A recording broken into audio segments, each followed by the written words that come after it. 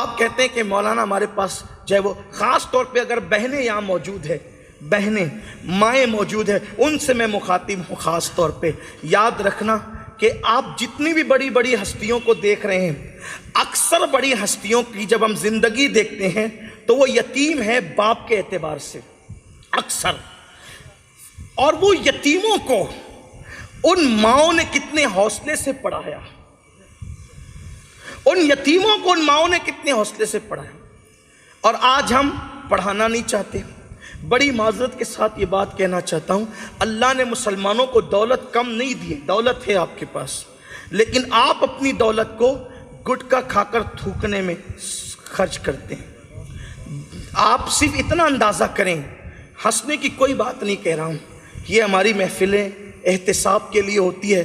مجھے بڑی تکلیف ہوتی ہے جب کوئی اللہ رسول کی بات سن کر یا قوم کی تباہی کی بات سن کر جن کے ہونٹوں پہ ہنسی آتی ہے، مجھے بہت تکلیف ہوتی ہے۔ میں اس پر بہت جو ہے وہ دل میرا ٹوٹتا ہے کہ ابھی میری قوم کو یہ بھی شعور نہ رہا کہ کس بات پہ ہنسنا چاہیے اور کس بات پہ آہیں کرنا چاہیے۔ ابھی اس قوم کو یہ بھی ہنسنے اور رونے کا مقام کہاں ہے یہ بھی میری قوم کو نہیں پتا، کہاں سبحان اللہ کہنا چاہیے، کہاں معاذ اللہ کہنا چاہیے، اس شعور سے بھی میری قوم دور ہو چکی ہے۔ کتنا افسوس کریں۔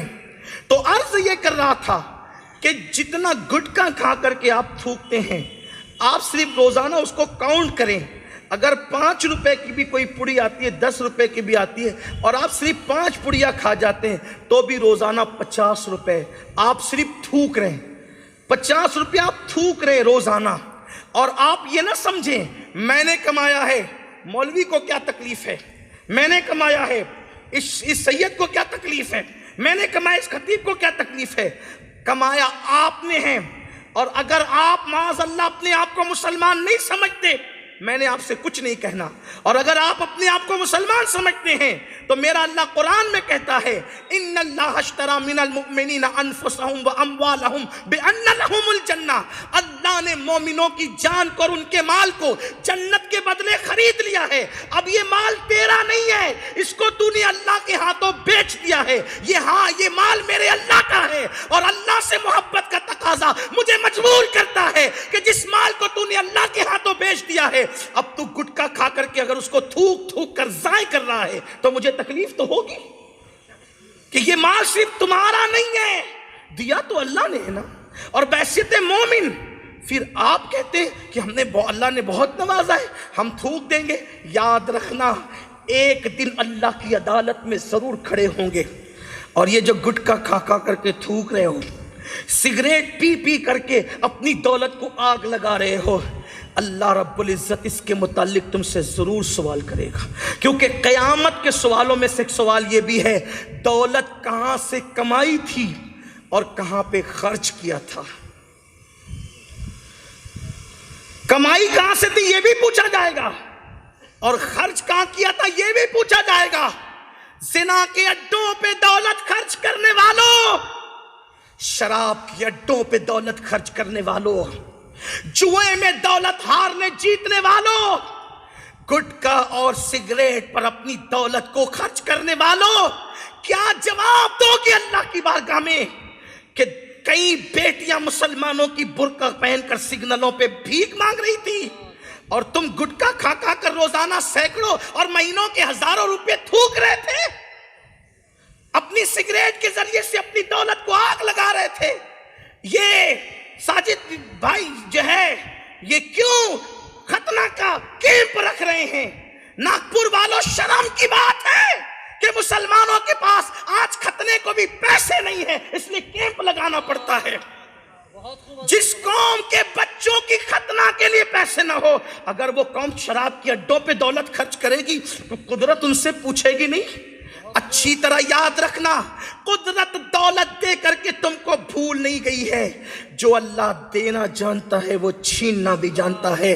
میرے اللہ کی خفیہ تدبیر سے ڈرو، اس نے بڑے بڑے سلاطین کو بھیک مانگنے پہ مجبور کیا ہے، اور اس نے بھکاریوں کو دولت مند بنایا ہے، بادشاہ بنایا ہے۔ یاد رکھنا اس کی دی ہوئی دولت کا مس یوز کرو گے تو کہیں ایسا نہ ہو، کیونکہ اس کا قانون ہے۔ میں بد دعا دینے نہیں آیا، میں کوسنے نہیں آیا، لیکن حقائق کا سے ہم آنکھ بند نہیں کر سکتے۔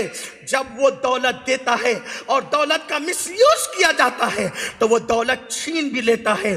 کب تک زنا کے اڈوں پہ دولت خرچ کرو گے؟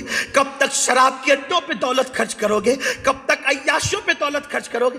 آپ کو نہیں پتا، میں بہت دور نہیں جاتا، لیبیا کا وہ بادشاہ، ابھی کل کی بات ہے، بہت عرصہ نہیں بیتا نا، انٹرنیٹ سے تو آپ کا تعلق ہم سے زیادہ مضبوط ہے، ہم لوگوں کو تو شاید کم وقت ملتا ہے انٹرنیٹ پر جانے کا، جاتے ضرور ہیں، ہم منع نہیں کرتے کہ مکمل یوز نہ کرو، اس لیے کہ جو ہم خود نہیں کرتے آپ کو بھی کہنا نہیں چاہتے، لیکن اتنا ضرور کہتا ہوں انٹرنیٹ کو یوز کرو، انٹرنیٹ کو اپنے اوپر مسلط مت کرو، اتنا ہی جتنی ضرورت ہے۔ یار ہمارے یہاں تو کھانا بھی ضرورت کے مطابق کھایا جاتا ہے، کھانے کو بھی ہم مسلط نہیں کرتے اپنے اوپر۔ قرآن کہتے ہیں کلو واشربو ولا تسرف، جس کھانے کے بغیر زندگی نہیں ہے قرآن اس پر بھی پابندی لگاتا ہے، کھاؤ پیو حد سے نہیں بڑھنا، تو نیٹ بھی استعمال کرو حد سے نہیں بڑھنا، حد کے باہر سب چیزیں نقصان دہ۔ یار جب محبت کے بارے میں قید کر دیا گیا کہ محبت بھی کرو گے تو اتنی ہی جتنی حد ہے، جب ہمارے یہاں محبت، اور وہ بھی کون سی محبت؟ جس سے محبت ایمان کی جان ہے، وہ بھی حد میں ہے، حد پار نہیں کر سکتا۔ جب محبت حد میں ہے تو انٹرنیٹ بے حد کیوں ہو رہا ہے؟ فضول خرچی بے حد کیوں ہو رہی ہے؟ تو یہ لیبیا کا جو شہزادہ تھا، بادشاہ تھا، حال یہ تھا کہ اس نے باضابطہ طور پر جو عطر وہ استعمال کرتا تھا، اس عطر کے لیے اس نے الگ الگ کمپنیاں بنا رکھی تھی، اس کمپنی کا عطر اکیلا وہی یوز کرتا تھا، اس کے سوا کوئی نہیں کر سکتا تھا۔ ٹھیک، برطانیہ کے راستوں میں کوئی جو ہے وہ اپنی گاڑی کو جو رفتار انہوں نے متعین کیا ہے اس سے زیادہ وہ دوڑا نہیں سکتا تھا، لیکن یہ شخص وہ ہے جس نے برطانیہ کا قانون توڑا ہے، جس کا حال یہ تھا کہ بش جیسے لوگ اور برطانیہ کے ٹونی بلیئر جیسے لوگ اس کے دوست تھے، ان کی بیویوں کے ساتھ اس کے ہاتھ ملانے کے معاملات تھے، یہ سب کچھ تھا۔ ایک مرتبہ جو لباس پہن کے اتار دیا دوبارہ نہیں پہنتا تھا۔ آپ کہیں گے یہ کہیں اور بھی تھا، لیکن دونوں میں فرق ہے۔ یہ ازراہ تکبر اور مس یوز تھا دولت کا، غوث پاک بھی پہن کے اتار دیتے تھے، لیکن غوث پاک کا شوق نہیں تھا، نیا اس لیے پہنتے تھے کہ میں پہن کر کے بہانے سے اس کو پرانا کر دوں گا ایک دن کا، اور دوسرے دن یہ میری وجہ سے قیمتی لباس کسی غریب کو پہننے کو مل جائے گا۔ حکمت یہ تھی اس میں، دونوں میں فرق ہے، دونوں میں فرق ہے۔ تو یہ لیبیا کے شہزادے کا حال تھا۔ آپ جانتے ہیں اس کی زندگی کا اینڈ کیسے ہوا؟ دیکھ لیجئے انٹرنیٹ پر، ایک چھوٹے سے کمرے میں آخری دن اس کو گزارنے پڑے، اور کس طرح گزارے اس نے؟ وہیں پر وہ پاخانہ بھی کرتا تھا، وہیں پیشاب بھی کرتا تھا، وہیں سوتا بھی تھا۔ جب وہ گرفتار کیا گیا ہے تو اس کے وجود پر جو ہے ایک موٹا کپڑا تھا اور موٹا جبہ تھا، اور اس سے پاخانے کی بدبو آ رہی تھی، کیونکہ وہ وہیں اس کو سونا پڑتا تھا۔ یہ اس کی زندگی کا اینڈ ہے۔ 1450 سال 900 سال 1000 سال پہلے کے واقعات نہیں بیان کر رہا ہوں، یہ کل کی بات ہے، انٹرنیٹ پر موجود ہے۔ مطلب کیا؟ اللہ کی دی ہوئی دولت کا غلط استعمال کرو، یا تم کرو یا تمہاری بیویاں کرے یا تمہارے بچے کرے، قدرت دولت چھین لے گی۔ برکت کب دے گی؟ لَإِن شَكَرْتُمْ لَأَزِيدَنَّكُمْ، اللہ کی نعمت پہ جب تم شکر کرو گے، اور شکر کیا ہے؟ صرف الحمدللہ کہنا شکر نہیں ہے، شکر کے 3 درجے ہیں، زبان سے، عمل سے، دل سے۔ زبان الحمدللہ کہے، دل شاکر رہے، اور کردار اللہ کے ساتھ بے وفائی نہ کرے، اللہ کی نعمتوں کے ساتھ غداری نہ کرے۔ اس نے نعمت جہاں خرچ کرنے کا حکم دیا ہے وہیں پر نعمت کو خرچ کرے، دولت کو خرچ کرے، زندگی کو خرچ کرے۔ کرے، یہ ہے کردار کے ذریعے سے شکر۔ اب بتاؤ، زبان تو الحمدللہ کہتی ہے، دل کہتا نہیں پتہ نہیں، لیکن کردار تو الحمدللہ نہیں کہہ رہا ہے۔ مسجد میں دینے کی بات آئے گی تو کہتے ہیں مولانا بہت مندی ہے، مدرسوں میں دینے کی بات آئے گی، دین کی راہ میں بہت مندی ہے، لیکن جب بیٹے کی شادی کا خرچ کرنے کے لیے نکلیں گے تو بھول ہی جاتے کہ مندی بھی ہے۔ یہ حالات ہیں۔ تو میں عرض یہ کر رہا تھا، اللہ کی دی ہوئی دولت کا مس یوز مت کر۔ اللہ نے جتنی دولت ہمیں دی ہے میرے بھائیوں، بہت دولت اللہ نے دی ہے، لیکن ہم اس کو خرچ صحیح مقام پہ نہیں کر رہے ہیں۔ اور یہ دولت صرف اپنے لیے نہیں ہے، بلکہ ہماری کمائی ہوئی دولت قوم پہ خرچ کرنے کے لیے بھی ہے۔